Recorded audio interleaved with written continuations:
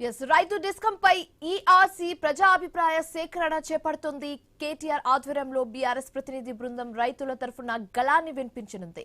రైతు డిస్కం ప్రతిపాదనల వల్ల రైతులకు రాష్ట్ర విద్యుత్ రంగానికి వాటిల్లే నష్టాలను కమిషన్ దృష్టికి బీఆర్ఎస్ నేతలు తీసుకువెళ్లబోతున్నారు.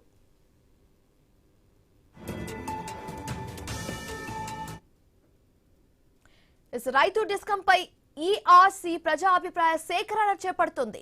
కేటీఆర్ ఆధ్వర్యంలో బీఆర్ఎస్ ప్రతినిధి బృందం రైతుల తరఫున గళాన్ని వినిపించనుంది. రైతు డిస్కం ప్రతిపాదనల వల్ల రైతులకు రాష్ట్ర విద్యుత్ రంగానికి వాటిల్లే నష్టాలను కమిషన్ దృష్టికి బీఆర్ఎస్ నేతలు తీసుకువెళ్లబోతున్నారు.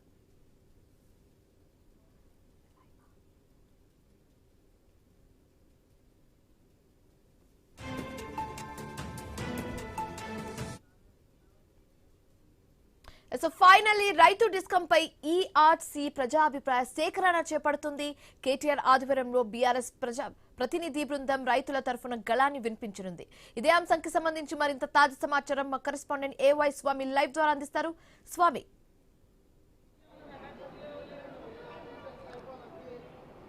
Telangana electricity regulation commission ERC ముందు సంబంధించినటువంటి రైతు డిస్కంకు సంబంధించినటువంటి బహిరంగ విచారణ కొనసాగుతుంది.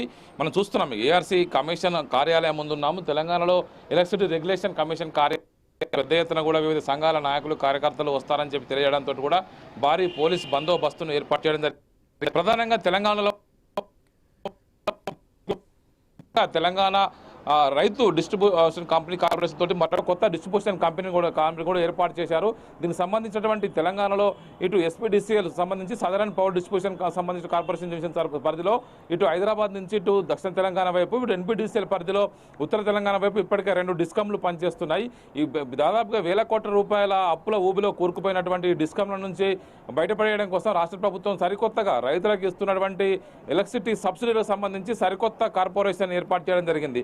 ఇందులో వివిధ కార్పొరేషన్లకు సంబంధించినటువంటి 3 కార్పొరేషన్లు కొత్తగా ఏర్పడుతున్నాయి. కాబట్టి ఇప్పుడు 3వ కార్పొరేషన్ సంబంధించిన విషయంలో దీన్ని వెసులుబాటు కావచ్చు, దీనికి సంబంధించినటువంటి వివిధ అంశాలను బహిరంగ విచారణ సందర్భంగా justice Nagarjuna Reddy ERC chairman హోదాలో ఈ బహిరంగ విచారణను కొనసాగిస్తున్నారు. ఇప్పటికే ఎస్పీడీసీఎల్, ఎన్పీడీసీఎల్, టీఆర్, ఆర్పీడీసీ అంటే కొత్తగా తెలంగాణ రైతు డిస్ట్రిబ్యూషన్ పవర్ కంపెనీ సంబంధించినటువంటి బహిరంగ విచారణ కొనసాగబోతుంది. దీనికి సంబంధించి ఇప్పటికే బీఆర్ఎస్ పార్టీ తరఫున పార్టీ వర్కింగ్ ప్రెసిడెంట్ కేటీఆర్ వస్తారనుకున్నప్పటికీ కూడా ఆయన హాజరు కాలేదు. ఆయన ప్లేస్లో మాజీ విద్యుత్ శాఖ మంత్రి జగదీష్ రెడ్డి హాజరయ్యారు.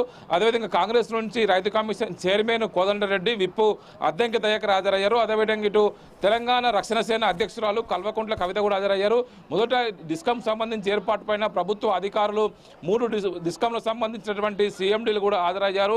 వారందరూ కూడా ప్రభుత్వం ఎందుకు ఈ డిస్కం ఏర్పాటు చేయాల్సి వచ్చిన సంబంధించి ఒక పవర్ పాయింట్ ప్రజెంటేషన్ ప్రస్తుతానికి కొనసాగిస్తారు. పవర్ పాయింట్ ప్రజెంటేషన్ అయిపోయిన తర్వాత ప్రభుత్వ వాదన అయిపోయిన తర్వాత justice Nagarjuna Reddy ERC chairman హోదాలో బహిరంగ విచారణను కొనసాగిస్తారు. ఈ బహిరంగ విచారణలో వివిధ ప్రజా సంఘాలు, రైతు సంఘాలు, ఎలక్ట్రిసిటీ ఉద్యోగ సంఘాల నాయకులు, అదేవిధంగా ఈ రాజకీయ పార్టీల నాయకులంతా కూడా ఎందుకు ఈ కొత్త డిస్ట్రిబ్యూషన్ కంపెనీ ఏర్పాటు చేయాల్సి వచ్చింది, ఎక్కడ ఒక ప్రత్యేకమైనటువంటి ప్లేస్ లేకుండా కేవలం సబ్సిడీల ఆధారంగా రైతులు కొనసాగిస్తున్నటువంటి సబ్సిడీల ఆధారంగానే కొత్త డిస్ట్రిబ్యూషన్ కంపెనీ ఎందుకు ఏర్పాటు చేశారు.